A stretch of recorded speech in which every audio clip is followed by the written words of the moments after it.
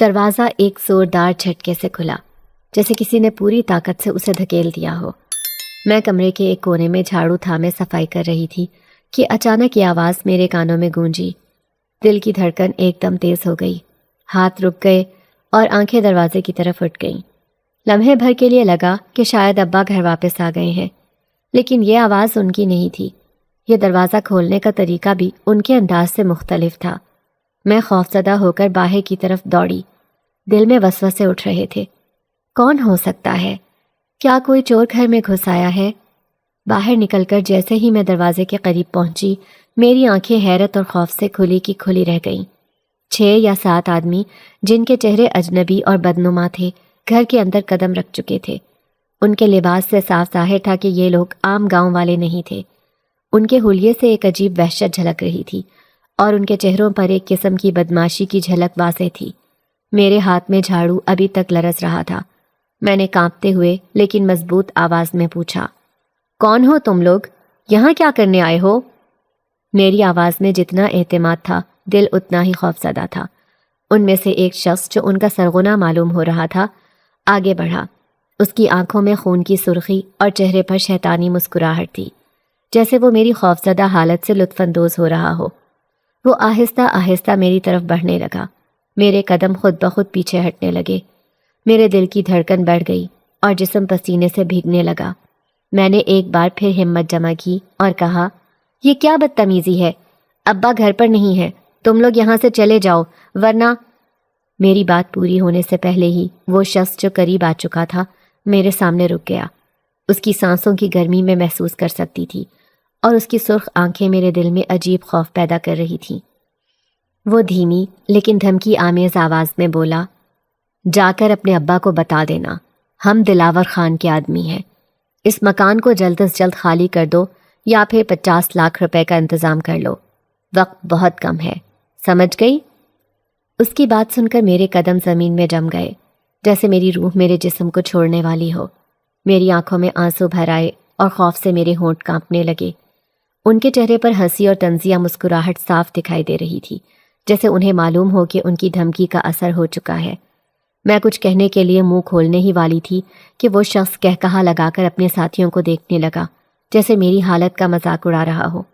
میرے ہاتھ کی گرفت جھاڑو پر مزید مضبوط ہو گئی، لیکن میرا دل چاہ رہا تھا کہ بھاگ کر کمرے میں چھپ جاؤں۔ میرے کانوں میں اس کے الفاظ گونج رہے تھے، 50 لاکھ، مکان خالی کر دو، دلاور خان کے آدمی۔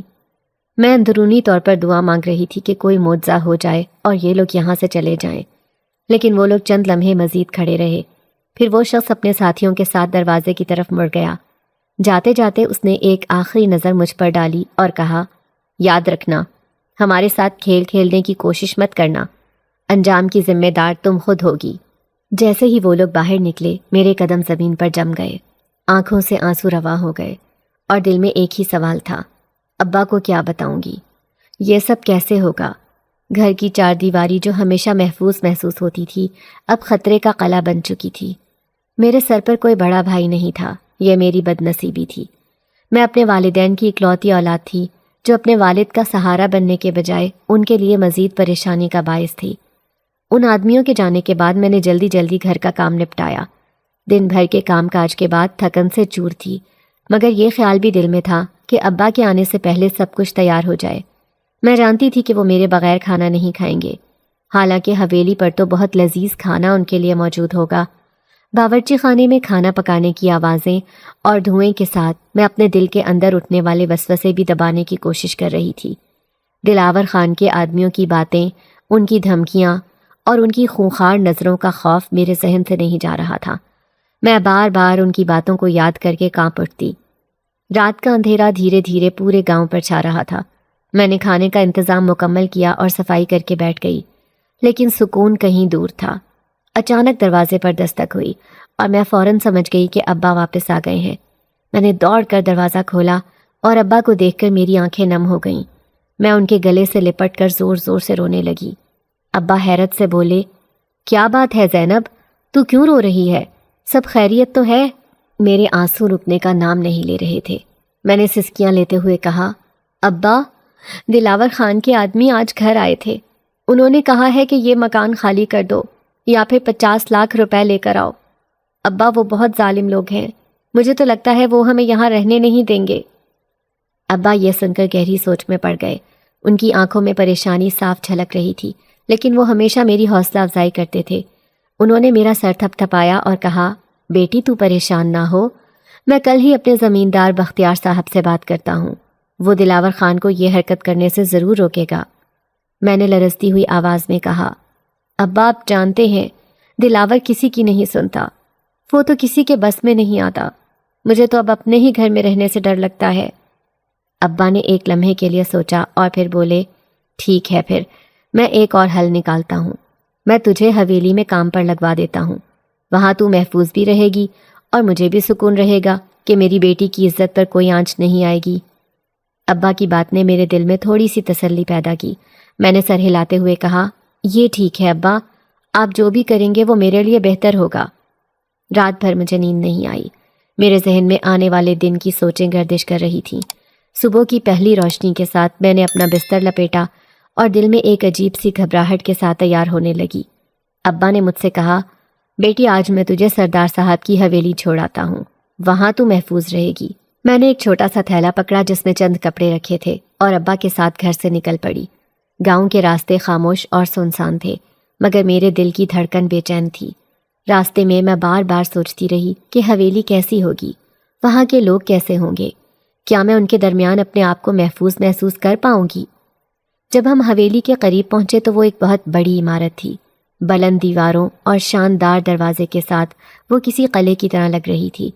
ابا نے میرے کندھے پر ہاتھ رکھا اور کہا، زینب حوصلہ رکھ، یہ جگہ تیرے لیے بہترین ثابت ہوگی، میں روز آ کر تجھ سے ملوں گا اور فکر نہ کر، سب ٹھیک ہو جائے گا۔ میں اسی حویلی کے مردان خانے میں موجود ہوں، کوئی بھی بات ہو مجھے بتانا آ کر۔ میں نے لرزتے ہوئے قدموں کے ساتھ حویلی کے دروازے پر قدم رکھا، دل میں دعائیں کر رہی تھی کہ یہ فیصلہ میری زندگی کو کسی بہتر سمت لے جائے، لیکن دل کے کسی گوشے میں یہ سوال بھی تھا، کیا یہ جگہ واقعی میرے لیے محفوظ ہوگی یا باقی دنیا کی طرح یہاں بھی میری زندگی عذاب میں مبتلا ہو جائے گی؟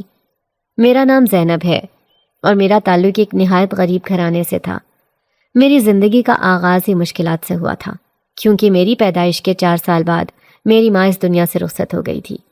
اس وقت میری عمر اتنی چھوٹی تھی کہ میں اپنی ماں کی شکل تک یاد نہ رکھ سکی۔ میرے لیے ماں کی محبت اور ممتا کا تصور صرف کہانیوں کے انداز میں نظر آتا تھا۔ میری دادی نے میری پرورش کی اور ان کی شفقت اور محبت نے مجھے ماں کے پیار کا احساس دیا۔ میں دادی کو ہی ماں سمجھنے لگی تھی اور انہوں نے بھی ہمیشہ یہی کوشش کی کہ مجھے میری ماں کی کمی محسوس نہ ہونے دیں۔ جب میں بڑی ہونے لگی تو دادی کی عمر اور کمزوری نے انہیں ایک چارپائی تک محدود کر دیا تھا۔ ان کی صحت رفتہ رفتہ خراب ہو رہی تھی، لیکن اس کے باوجود انہوں نے مجھے گھر کے تمام کام سلیقے اور محنت سے سکھائے تھے۔ دادی کہتی تھیں، بیٹی عورت کو ہمیشہ مضبوط ہونا چاہیے، حالات جیسے بھی ہوں، گھر کی عزت اور سکون عورت ہی کے ہاتھ میں ہوتا ہے۔ ان کی نصیحتوں نے میری سوچ اور شخصیت پر گہرا اثر چھوڑا تھا۔ میرے ابا ایک محنت کش مزدور تھے جو سردار بختیار صاحب کی زمینوں پر کھیتوں میں دن رات کام کرتے۔ وہ زمینوں کی رکھوالی کرتے اور فصل کے موسم میں انہیں سال بھر کا اناج بطور اجرت ملتا۔ ہمارے گھر کا گزر بسر اسی پر تھا۔ گھر ہمارا اپنا تھا جو میرے دادا نے اپنی محنت سے بنایا تھا۔ یہ 4 کمروں کا کشادہ مکان تھا جو گاؤں کے عام گھروں کی نسبت بڑا اور بہتر تھا۔ گاؤں کے زیادہ تر گھروں میں صرف 1 یا 2 کمرے ہوتے تھے، لیکن ہمارا گھر کھلا ڈلا تھا اور یہ زمینوں کے بیچ میں واقع تھا۔ میرے ابا کے پاس اس گھر کے کاغذات موجود تھے جو میرے دادا نے وقت رہتے ہی بنوا لیے تھے۔ یہ کاغذات ہمیں دلاور جیسے لالچی لوگوں کے خلاف تحفظ فراہم کرتے تھے جو ہمیشہ ہمارے گھر کو اپنی زمین کا حصہ قرار دینے کی کوشش کرتے۔ ہمارے گھر کے دائیں جانب سردار بختیار صاحب کی زمینیں تھیں، جبکہ بائیں جانب دلاور خان کی زمینیں تھیں۔ دلاور خان گاؤں کا ایک با اثر اور ظالم شخص تھا جو ہمیشہ کمزوروں پر اپنی دھونس جماتا تھا۔ میرے ابا سردار صاحب کے وفادار تھے اور ان کے یہاں محنت کرتے تھے۔ سردار صاحب نہایت رحم دل انسان تھے اور انہوں نے ہمیشہ ہمارے خاندان کا ساتھ دیا تھا۔ اگر وہ ہمارے ساتھ نہ ہوتے تو دلاور خان ہمیں کب کا ہمارے گھر سے بے دخل کر چکا ہوتا۔ یہ انہی کی کرم نوازی تھی کہ ان کے خوف سے وہ اب تک صرف دھمکا رہا تھا۔ دلاور خان اکثر میرے ابا کو دھمکاتا اور کہتا کہ یہ گھر اس کی زمینوں کا حصہ ہے۔ اس نے کئی بار شرط رکھی کہ یا تو ہم یہ گھر خالی کر دیں یا 50 لاکھ روپے اسے ادا کر دیں۔ یہ مطالبہ سراسر ناجائز تھا، کیونکہ یہ گھر ہمارے آباء و اجداد کی ملکیت تھا اور اس کے تمام کاغذات ہمارے پاس موجود تھے۔ دلاور خان کی یہ دھمکیاں دن بدن بڑھتی جا رہی تھیں، اور اب اس نے اپنے غنڈے بھیج کر ہمیں مزید خوفزدہ کرنا شروع کر دیا تھا۔ میرے ابا باہر سے تو مضبوط نظر آتے تھے، لیکن میں جانتی تھی کہ اندر سے وہ نہایت پریشان تھے۔ ان کی سب سے بڑی فکر میری خوبصورتی تھی، کیونکہ میں ان کی جوان اور نہایت خوبصورت بیٹی تھی۔ میری خوبصورتی گاؤں کی تمام لڑکیوں سے منفرد تھی۔ میرا گول چہرہ، دودھ جیسی سفید رنگت، بڑی بڑی خوابناک آنکھیں اور لمبے گھنے سیاہ بال مجھے دوسروں سے نمایاں کرتے تھے۔ گاؤں کے لوگ اکثر میری خوبصورتی کی تعریف کرتے، لیکن یہ تعریفیں میرے والد کے لیے مزید فکر کا باعث بنتیں، کیونکہ خوبصورتی اکثر مشکلات کو دعوت دیتی ہے۔ دادی نے مجھے ہمیشہ سمجھایا تھا کہ اپنی عزت کی حفاظت خود کرنا سیکھو، اور میں نے ان کی نصیحت کو ہمیشہ دل سے اپنایا تھا۔ پھر جیسے ہی میں نے جوانی کی دہلیز پر قدم رکھا تو دادی کا بھی انتقال ہو گیا۔ یوں ابا اور میں تنہا رہ گئے۔ ابا تو اکثر گھر سے باہر رہتے تھے۔ ابا میرے بارے میں مزید فکر مند رہنے لگے تھے۔ گاؤں کی لڑکیوں کے برعکس میں زیادہ کسی سے گھلتی ملتی نہیں تھی۔ میری تربیت اس طرح کی گئی تھی کہ میں خاموش رہوں، لوگوں سے زیادہ بات نہ کروں اور اپنی عزت و عصمت کو ہمیشہ اپنی پہلی ترجیح بناؤں۔ یہ تمام باتیں میرے کردار کا حصہ بن چکی تھیں، لیکن میری اندرونی جنگ کبھی ختم نہ ہوتی تھی۔ گاؤں کے ماحول کی وجہ سے میں تعلیم سے بھی محروم رہی تھی۔ اب جب کہ دلاور خان کی دھمکیاں اور سازشیں بڑھتی جا رہی تھیں، میں نے محسوس کیا کہ حالات بد سے بدتر ہو سکتے ہیں۔ میرے ابا کے چہرے کی پریشانی نے مجھے احساس دلایا کہ مجھے اس گھر اور اپنی عزت کی حفاظت کے لیے مزید مضبوط بننا پڑے گا۔ گاؤں کی زندگی پہلے ہی مشکل تھی، لیکن اب یہ مشکل میرے لیے ایک نئے امتحان میں بدلنے والی تھی۔ ابا نے یہ فیصلہ کیا تھا کہ میرے لیے سردار صاحب کی حویلی میں رہنا ہی محفوظ ہوگا۔ ان کے خیال میں یہ واحد جگہ تھی جہاں میری عزت اور تحفظ کا کوئی خطرہ نہ ہوگا۔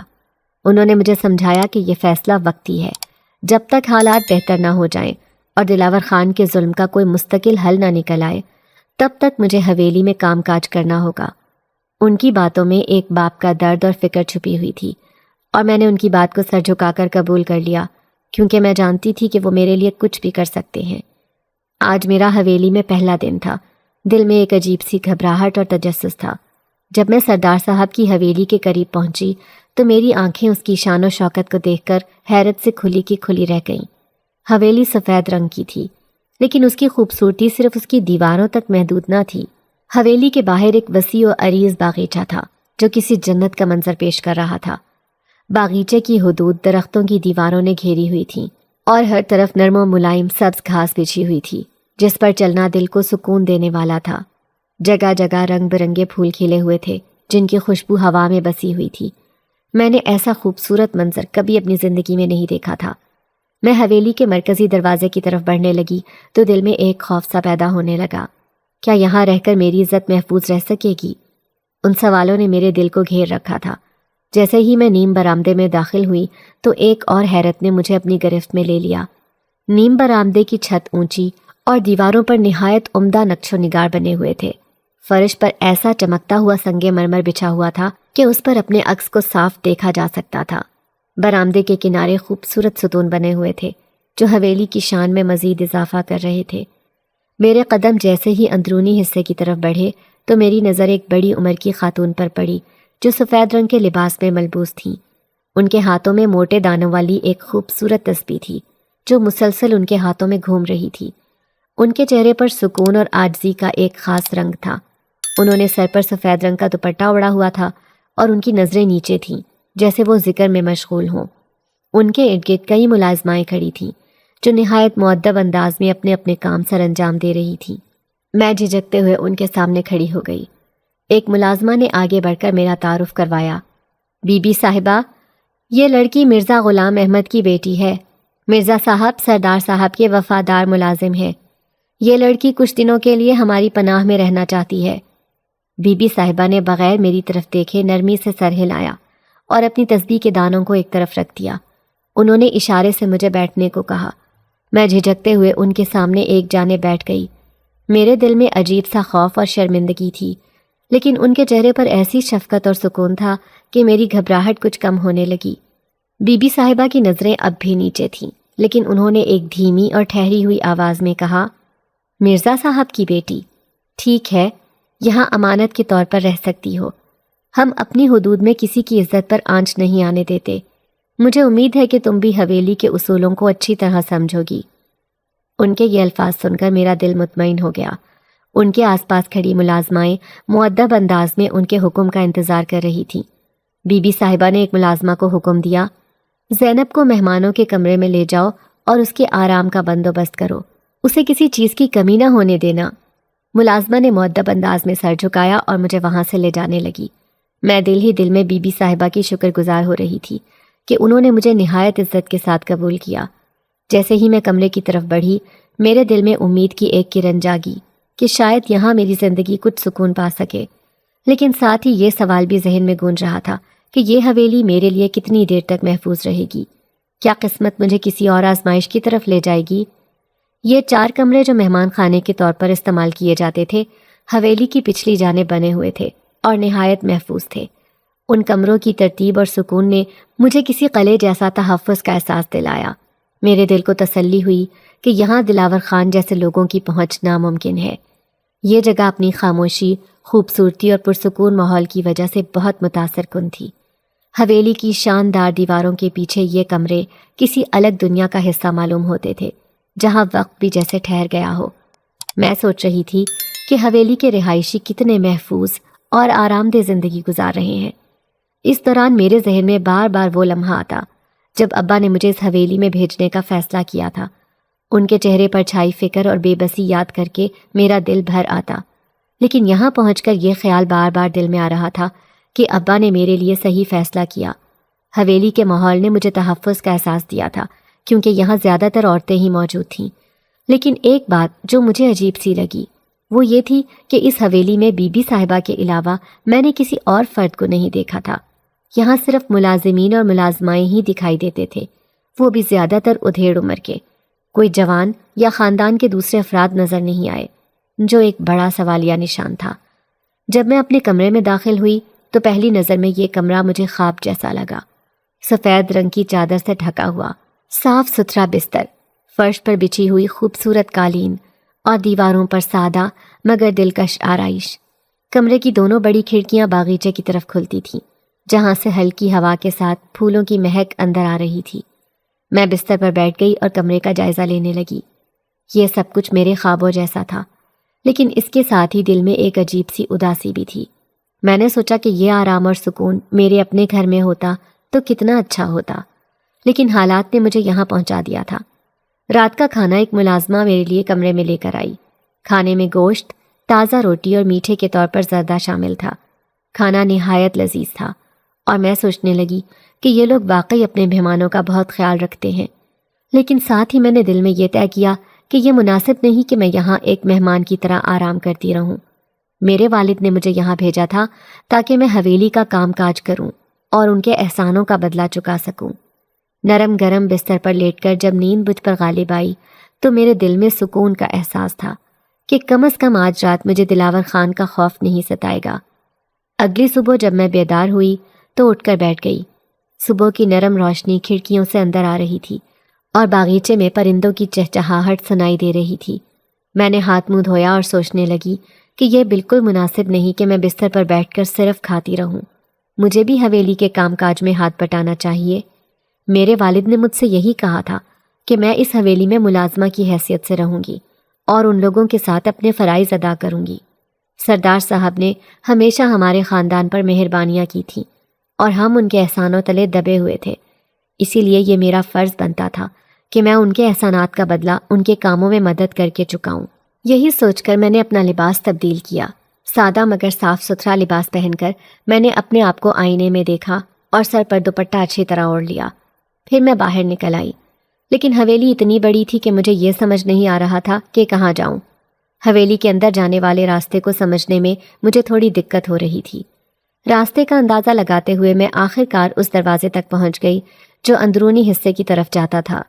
صبح سویرے کا وقت تھا اور حویلی میں مکمل خاموشی تھی۔ اسی وقت مجھے باورچی خانے کی طرف ہلکی سی ہلچل محسوس ہوئی۔ میں نے سوچا کہ شاید وہاں کام ہو رہا ہے، اسی لیے میں نے اس سمت جانے کا ارادہ کیا۔ جیسے جیسے میں باورچی خانے کی طرف بڑھ رہی تھی دل میں تھوڑی گھبراہٹ تھی، کہیں یہ لوگ مجھے یہاں دیکھ کر برا نہ مان جائیں، لیکن ساتھ ہی یہ خیال بھی تھا کہ مجھے اپنے فرائض کا آغاز کرنا چاہیے۔ یہ سب سوچتے ہوئے میں باورچی خانے کی دہلیز پر پہنچ گئی۔ باورچی خانے کی دہلیز پر پہنچ کر میں نے ایک لمحے کے لیے رک کر اندر جھانکا۔ باورچی خانہ حویلی کے شایان شان تھا، بڑا صاف ستھرا اور ہر طرح کے برتنوں اور ساز و سامان سے آراستہ۔ دیواروں پر تانبے اور پیتل کے چمکتے ہوئے برتن ترتیب سے لٹک رہے تھے، اور ایک طرف لکڑی کی بنی بڑی الماریاں تھیں جن میں شاید کھانے پینے کی چیزیں رکھی ہوں گی۔ کونے میں ایک چولہے پر بڑا سا دیگچا دھیمی آنچ پر رکھا ہوا تھا، جس سے بھاپ نکل رہی تھی اور ہلکی ہلکی خوشبو فضا میں پھیلی ہوئی تھی۔ اندر 2 ملازمائیں کام میں مصروف تھیں، ایک چولہے کے پاس کھڑی کچھ ہلکا پھلکا پکا رہی تھی اور دوسری میز پر سبزی کاٹنے میں مشغول تھی۔ ان کے انداز میں مہارت اور ترتیب تھی، جیسے یہ ان کا روزمرہ کا معمول ہو۔ میں جھجکتے ہوئے آگے بڑھی اور دروازے کے قریب کھڑے ہو کر آہستہ سے کہا، السلام علیکم۔ دونوں ملازماؤں نے چونک کر میری طرف دیکھا، پھر جلدی سے سر ہلایا اور جواب دیا، وعلیکم السلام بیٹی۔ ان کے لہجے میں ہلکی سی حیرت تھی، جیسے وہ یہ سوچ رہی ہوں کہ میں یہاں کیوں آئی ہوں۔ میں نے ہچکچاتے ہوئے کہا، مجھے معاف کیجیے، میں یہاں کام میں آپ کی مدد کرنا چاہتی ہوں۔ یہ مناسب نہیں کہ میں صرف مہمان کی طرح رہوں۔ بابا نے کہا تھا کہ مجھے یہاں کے کام کاج میں ہاتھ بٹانا چاہیے۔ سبزی کاٹنے والی ملازمہ، جس کا نام نور جہاں معلوم ہوا، اس نے ایک نظر میری طرف دیکھا اور نرمی سے مسکرا کر بولی، بیٹی تم مہمان ہو، یہاں کام کرنے کی ضرورت نہیں، لیکن اگر دل چاہے تو ہمارے ساتھ وقت گزار سکتی ہو، ہم تمہیں حویلی کے کاموں کے بارے میں بتائیں گے۔ میں نے فوراً کہا، نہیں مہربانی، مجھے کام کرنا چاہیے، یہ میرا فرض ہے۔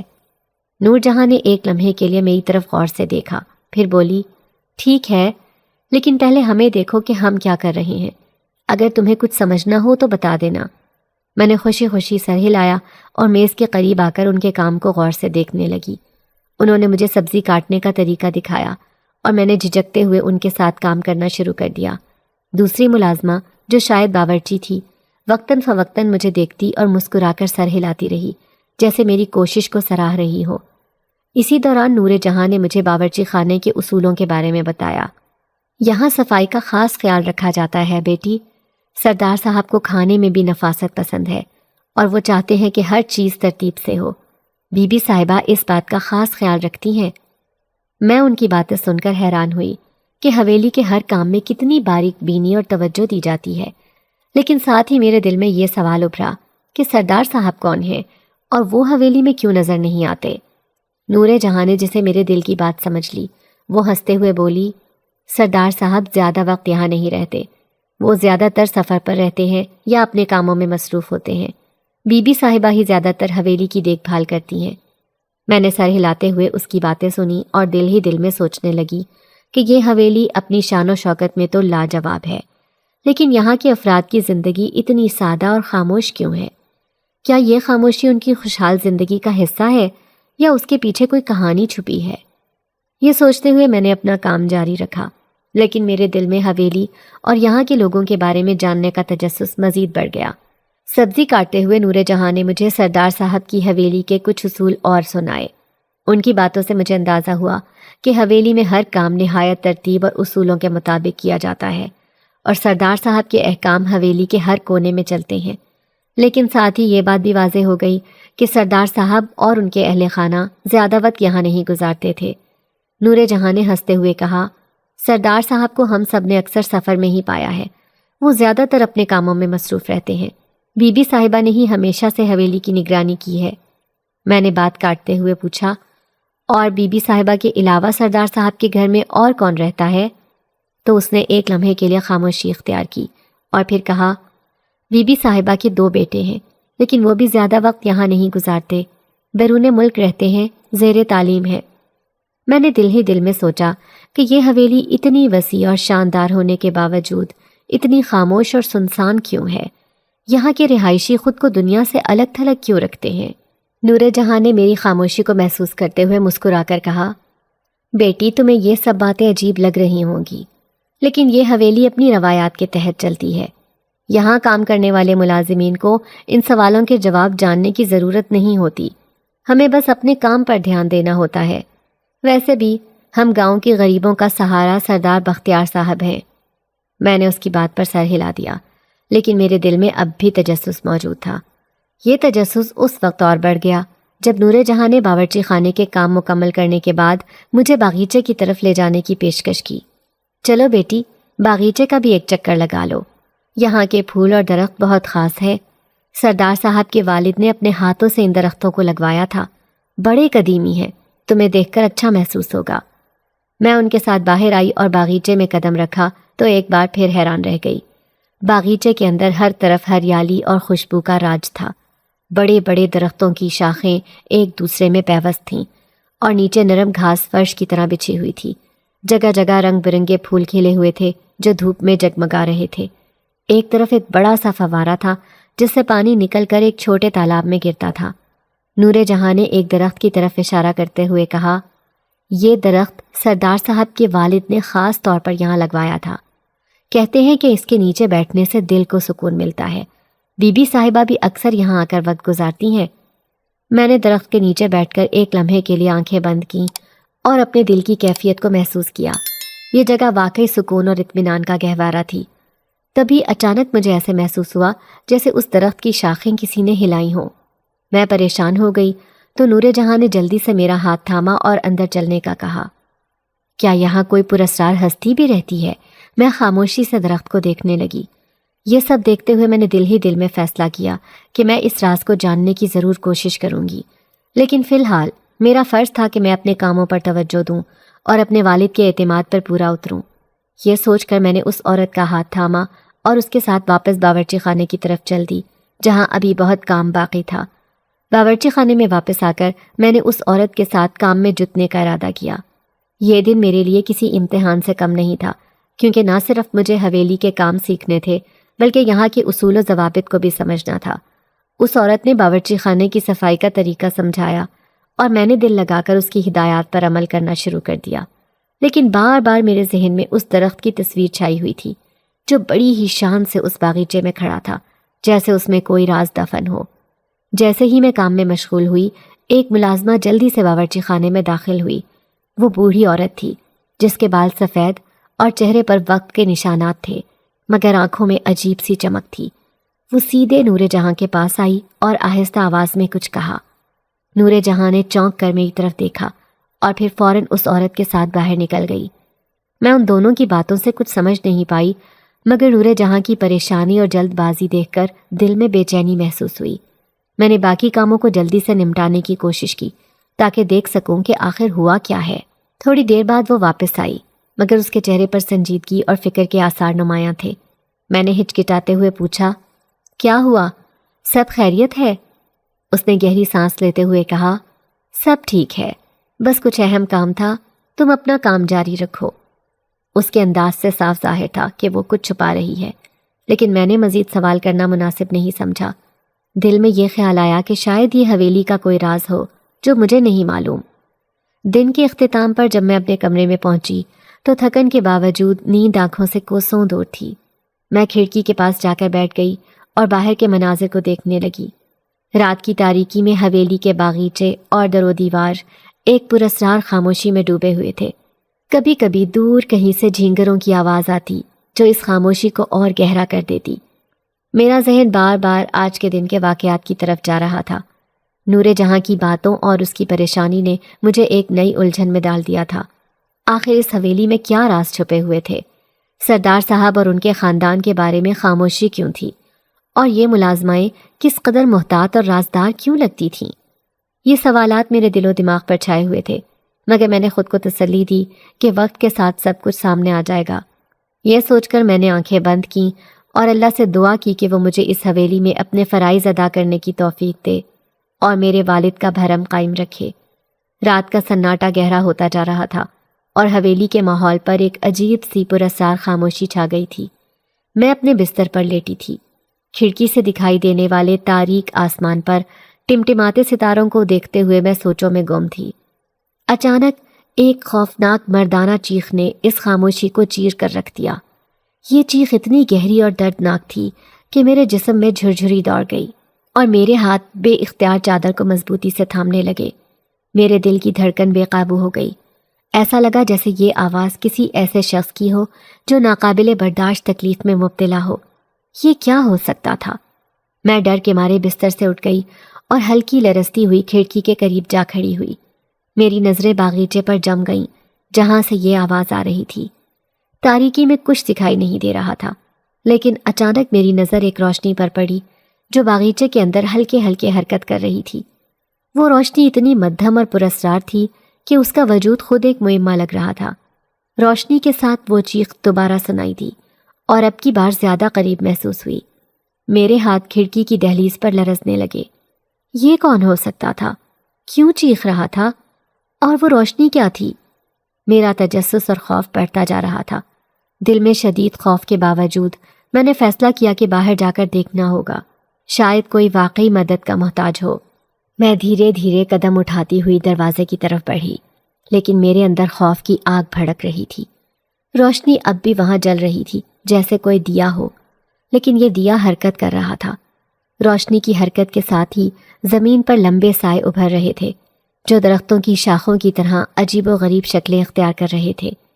میرا دل بار بار پیچھے مڑنے کو کہہ رہا تھا، لیکن میرے قدم جیسے کسی انجانی قوت کے زیر اثر آگے بڑھتے جا رہے تھے۔ جب میں روشنی کے قریب پہنچی تو محسوس ہوا کہ زمین پر کچھ عجیب و غریب سے نشانات بنے ہوئے ہیں، جیسے کسی نے مٹی پر ناخنوں سے کھینچ کر لکیریں بنائی ہوں۔ میری سانسیں تیز ہو گئیں اور میں نے ارد گرد دیکھنے کی کوشش کی، لیکن کوئی انسان نظر نہیں آیا۔ تبھی اچانک روشنی کے قریب سے ایک بھاری سانس لینے کی آواز آئی، جیسے کوئی زخمی جانور غرا رہا ہو۔ کون ہے؟ میں نے کانپتی ہوئی آواز میں پکارا، لیکن میری آواز خود مجھے بے جان سی لگی۔ جواب میں صرف خاموشی تھی اور وہ مدھم روشنی جو اب تیزی سے میری طرف بڑھنے لگی تھی۔ میرے قدم جم گئے اور میرا دل اس خوفناک لمحے میں دھڑکنا بھی بھول گیا۔ اچانک باغیچے کے تاریک کونے سے ایک آدمی نمودار ہوا جس نے اپنے چہرے کو ایک پرانی سی چادر سے ڈھانپ رکھا تھا۔ وہ لمبے قد اور بھاری جسم کا مالک تھا اور اس کی موجودگی باغیچے کے خوفناک ماحول کو مزید گہرا اور پراسرار بنا رہی تھی۔ اس کی قدموں کی چاپ خاموش رات میں گونج رہی تھی اور اس کی طرف بڑھتے ہی میرا دل زور سے دھڑکنے لگا۔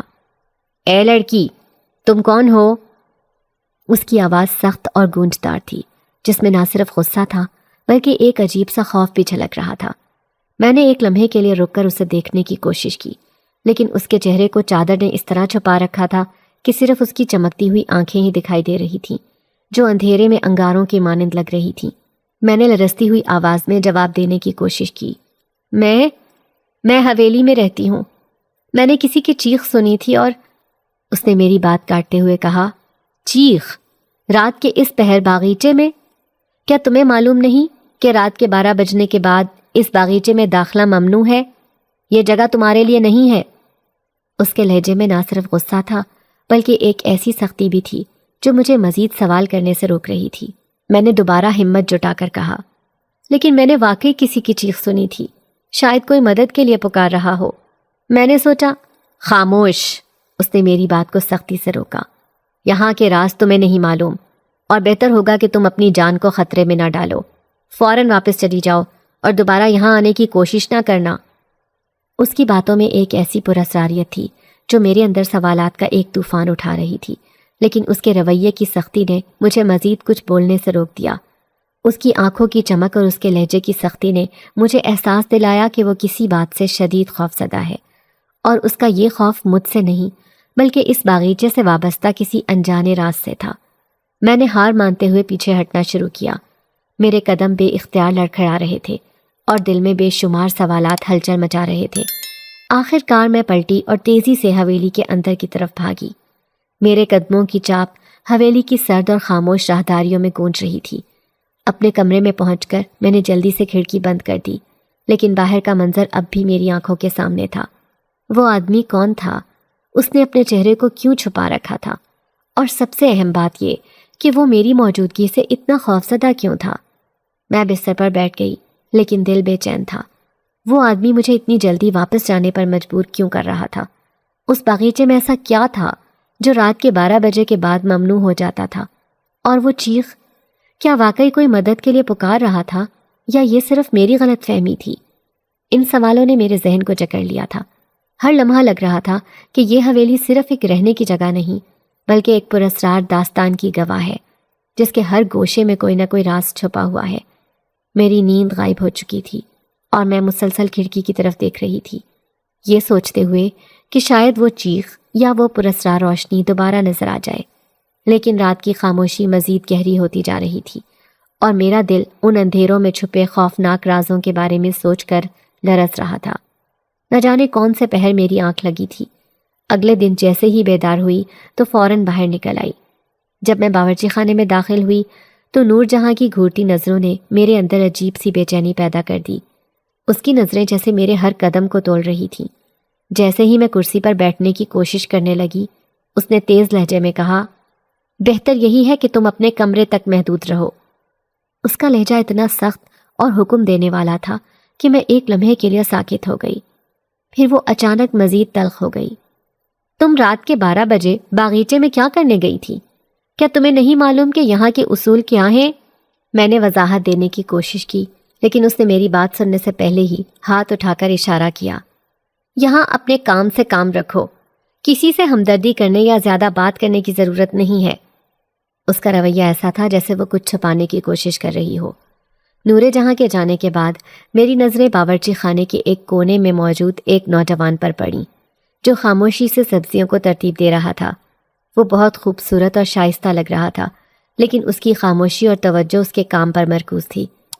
میں نے محسوس کیا کہ اس کے وجود میں ایک عجیب سی کشش تھی۔ وہ دھیرے دھیرے دودھ کے بڑے برتن اٹھا کر ان سے بوتلیں بھرنے لگا اور میں چپ چاپ اسے دیکھنے لگی۔ میری نظر اتفاقاً اس کے پیروں پر گئی جہاں جا بجا زخموں کے نشان تھے۔ وہ زخم ایسے لگ رہے تھے جیسے کسی نے بڑی بے دردی سے ان پر وار کیے ہوں یا جیسے وہ کسی مشکل راستے پر چل کر آیا ہو۔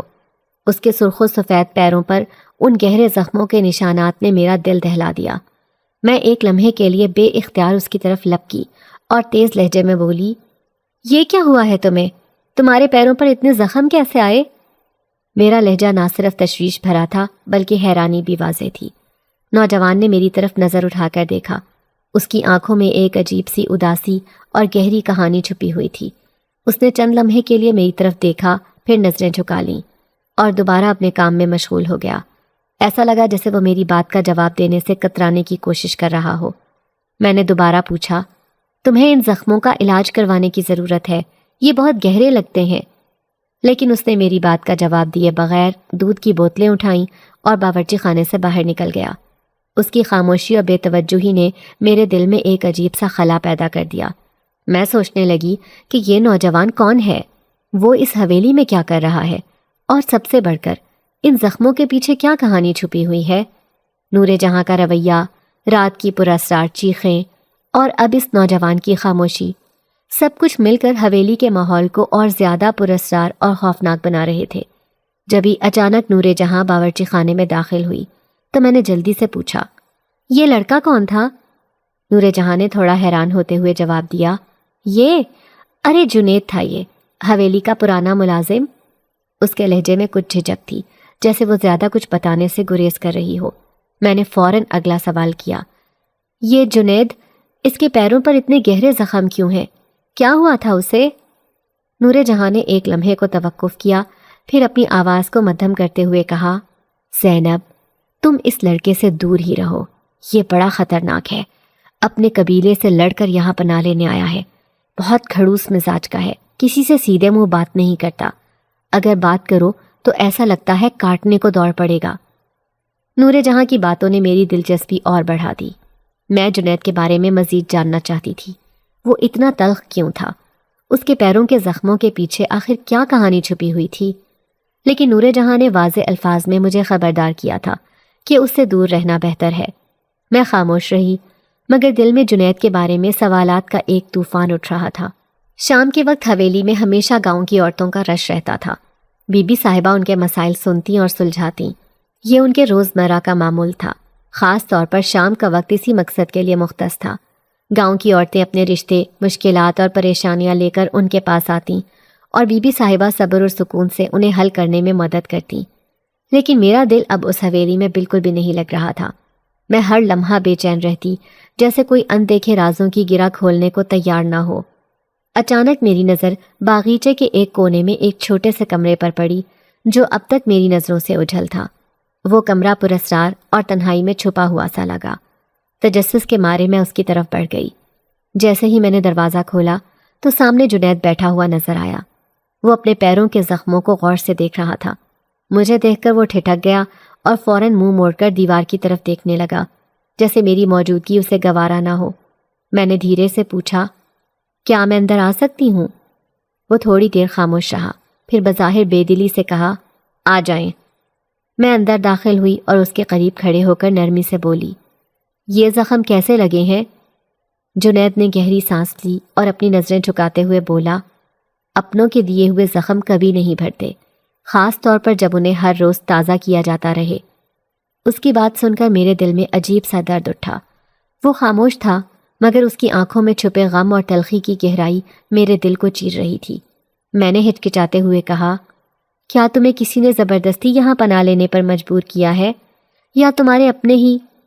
جنید نے میری بات کاٹ دی اور سرد لہجے میں بولا، یہ سوالات مت کیجیے، میں نے جو چنا وہی میرا نصیب ہے۔ میں نے محسوس کیا کہ اس کی خاموشی اور تلخی کے پیچھے ایک بہت بڑی کہانی چھپی ہوئی تھی، ایک ایسی کہانی جسے وہ شاید کسی کے ساتھ بانٹنا نہیں چاہتا تھا، لیکن اس کے وجود کی خاموش چیخیں اس کے غموں کی شدت کو ظاہر کر رہی تھیں۔ اس کمرے کی تنہائی، جنید کے زخم اور اس کی باتوں کی گہرائی نے مجھے مزید تجسس میں ڈال دیا۔ میں نے جنید کی باتوں کو سنجیدگی سے سنا اور دھیرے سے کہا، اگر آپ اجازت دیں تو میں آپ کے زخموں پر مرہم رکھ دوں؟ وہ ہچکچایا اور نرم لہجے میں بولا، نہیں، آپ کو اس تکلیف میں شامل ہونے کی ضرورت نہیں ہے۔ لیکن میں نے زبردستی اس کے قریب جا کر اس کے زخموں پر مرہم رکھنا شروع کر دیا۔ جیسے ہی مرہم کا لمس اس کی زخمی جلد پر پہنچا، اس کی آنکھوں میں آنسو تیرنے لگے۔ وہ ہلکی آواز میں بولا، آپ کیوں میرے زخموں کی پرواہ کر رہی ہیں؟ آپ کو یہ سب کرنے کی ضرورت نہیں۔ میں نے مرہم لگاتے ہوئے کہا، کیوں نہ کروں؟ آپ بھی تو انسان ہیں، آپ کا درد محسوس ہو رہا ہے مجھے۔ یہ سن کر جنید کی آنکھیں مزید نم ہو گئیں۔ اس نے لرزتی آواز میں کہا، آپ یہاں کیوں آئی ہیں؟ کیا آپ بھی میری طرح قید کی گئی ہیں؟ میں نے حیرت سے پوچھا، قید؟ یہ آپ کیا کہہ رہے ہیں؟ جنید نے گہری سانس لیتے ہوئے اپنی آنکھیں جھکا لیں اور بولا، مجھے میرے قبیلے سے بے دخل کر دیا گیا ہے۔ میرے اپنے چچا نے میرے خلاف سازش کی ہے۔ وہ چاہتے ہیں کہ میں ان کی بیٹی سے زبردستی شادی کر لوں، لیکن مجھے ان کی لالچی بیٹی میں کوئی دلچسپی نہیں ہے۔ میں نے خاموشی سے اسے دیکھتے ہوئے پوچھا، لیکن کیوں؟ آپ کے چچا ایسا کیوں کر رہے ہیں؟ وہ تھوڑی دیر خاموش رہا، پھر بولا، میں شہنشاہ جنات کی سلطنت کا ایک لوتا وارث ہوں۔ میرے چچا کے پاس کوئی بیٹا نہیں ہے اور وہ چاہتے ہیں کہ میری سلطنت پر ان کا قبضہ ہو۔ میری ماں کو انہوں نے اپنے ظلم سے مار ڈالا اور میرے باپ کا انتقال میرے بچپن میں ہی ہو گیا تھا۔ جب میں نے ان کی بیٹی سے شادی کرنے سے انکار کیا تو انہوں نے مجھے قبیلے سے نکال دیا۔ یہ سن کر میرے دل میں خوف اور ہمدردی کی لہر دوڑ گئی۔ میں نے پوچھا، لیکن آپ نے سردار صاحب سے مدد کیوں نہیں مانگی؟ جنید نے دکھ بھرے لہجے میں جواب دیا، سردار صاحب نے مجھے پناہ دی ہے، لیکن وہ میرے چچا کے خلاف کچھ نہیں کر سکتے۔ اگر وہ میری مدد کریں گے تو ان کے اپنے بیٹے مشکل میں پڑ جائیں گے۔ یہی وجہ ہے کہ ہر کوئی خاموش ہے اور میں اکیلا اپنی لڑائی لڑ رہا ہوں۔ اس کی باتوں نے میرے دل کو چھو لیا۔ وہ ایک شہزادہ تھا، مگر اپنے حالات کے ہاتھوں بے بس اور تنہا۔ اس کی آنکھوں میں درد کی گہرائی صاف دکھائی دے رہی تھی۔ میں نے اس سے کہا، آپ کو اپنے حق کے لیے کھڑا ہونا ہوگا، یہ جنگ آپ کو لڑنی ہوگی، لیکن میں آپ کے ساتھ ہوں۔ جنید نے میری طرف دیکھا، جیسے میرے الفاظ نے اس کے دل میں کوئی امید جگا دی ہو، لیکن اس کے چہرے پر اب بھی بے یقینی اور خوف کا سایہ تھا۔ جنید کی بات سن کر میرا دل دھڑکنے لگا۔ وہ کہہ رہا تھا کہ اسے اپنی سلطنت واپس حاصل کرنے کے لیے 7 راتوں کا چلہ کرنا ہوگا، اور اس دوران اسے کسی نیک دل انسان کی ضرورت ہوگی جو اس کے ساتھ بیٹھ کر ویٹ کرے تاکہ اس کے چچا کوئی مداخلت نہ کر سکیں۔ اس کے چہرے پر عزم کی جھلک تھی، لیکن آنکھوں میں گہری اداسی بھی چھپی ہوئی تھی۔ میں نے بنا کسی ہچکچاہٹ کے کہا، میں آپ کے ساتھ ہوں۔ جنید نے میری طرف حیرت سے دیکھا، جیسے اسے یقین نہ ہو کہ کوئی اس کی مدد کرنے کو تیار ہے۔ وہ بولا، تمہیں اندازہ ہے کہ یہ کتنا خطرناک ہو سکتا ہے؟ میرے چچا اس ویٹ کو روکنے کے لیے کچھ بھی کر سکتے ہیں۔ میں نے اسے تسلی دی، مجھے پرواہ نہیں، اگر میں آپ کی مدد سے آپ کو آپ کا حق واپس دلانے میں کامیاب ہو گئی تو یہ میرے لیے ایک اعزاز ہوگا۔ ہم نے فیصلہ کیا کہ سردار صاحب سے اجازت لینی ہوگی۔ جب ہم ان کے پاس پہنچے اور انہیں سب کچھ بتایا تو وہ پہلے تو فکر مند نظر آئے، لیکن پھر بولے، اگر زینب اس عمل میں تمہارا ساتھ دینے کے لیے تیار ہے تو میری دعائیں تمہارے ساتھ ہیں۔ پہلی رات جب سب حویلی میں سو چکے تھے، ہم باغیچے کے ایک کونے میں موجود جنید کے کمرے میں گئے۔ وہ جگہ اندھیرے میں ڈوبی ہوئی تھی، صرف ایک چراغ چل رہا تھا۔ جنید نے مجھ سے کہا، بس دل سے ورد کرنا، باقی سب خود ہو جائے گا۔ ہم دونوں نے ایک ساتھ ورد شروع کیا۔ ماحول میں عجیب سی خاموشی تھی، جیسے ہر چیز رک گئی ہو۔ کبھی کبھار مجھے لگتا جیسے کوئی سایہ قریب آ رہا ہو، لیکن جنید نے مجھے تسلی دی کہ یہ سب میرا وہم ہے۔ 7 راتوں تک ہم یہی عمل دہراتے رہے۔ ہر رات ماحول مزید پراسرار ہوتا گیا، لیکن میرے دل میں خوف کی جگہ جنید کے لیے ہمدردی بڑھتی گئی۔ جب 7ویں رات کا عمل مکمل ہوا تو اچانک ایک تیز روشنی چمکی اور جنید کے چہرے پر سکون کے آثار نظر آئے۔ وہ مسکرایا اور بولا، اب سب کچھ ٹھیک ہو جائے گا۔ لیکن جیسے ہی میں کچھ بولنے لگی وہ اچانک غائب ہو گیا۔ میں حیران اور خوفزدہ رہ گئی۔ کئی دن حویلی میں عجیب سی خاموشی چھائی رہی، نہ جنید کی کوئی خبر ملی، نہ ہی کچھ اور سمجھ آیا۔ پھر ایک دن گاؤں سے خبر آئی کہ دلاور قتل ہو چکا ہے۔ یہ سن کر میرے دل میں عجیب سی بے چینی پیدا ہوئی۔ اسی دوران سردار صاحب نے ابا کو بلا کر کہا کہ اب میں حویلی سے جا سکتی ہوں کیونکہ خطرہ ٹل چکا ہے۔ ابا مجھے اپنے ساتھ گھر لے آئے۔ گھر میں قدم رکھتے ہی میں نے دیکھا کہ جنید وہاں موجود تھا۔ میں حیرانی سے اس کی طرف دیکھنے لگی۔ اس نے کہا، میں نے اپنا حق واپس حاصل کر لیا ہے، دلاور کا خاتمہ ہو چکا ہے اور میرے چچا اب مجھ سے دور رہیں گے۔ اب ہم دونوں آزاد ہیں۔ میں نے بے یقینی سے پوچھا، لیکن تم یہاں کیوں ہو؟ وہ مسکرایا اور بولا، میں نے وعدہ کیا تھا کہ تمہیں کبھی تنہا نہیں چھوڑوں گا۔ اگر تمہیں کبھی بھی میری مدد کی ضرورت ہو تو دل سے مجھے یاد کرنا، میں ہمیشہ تمہارے ساتھ رہوں گا۔ یہ سن کر میرے چہرے پر مسکراہٹ آ گئی۔ میری زندگی کا سب سے بڑا خوف ختم ہو چکا تھا اور اب ایک نئی امید میرے دل میں جاگ اٹھی تھی۔ جنات کے ساتھ کی گئی ایک چھوٹی سی نیکی نے میری زندگی بدل دی تھی۔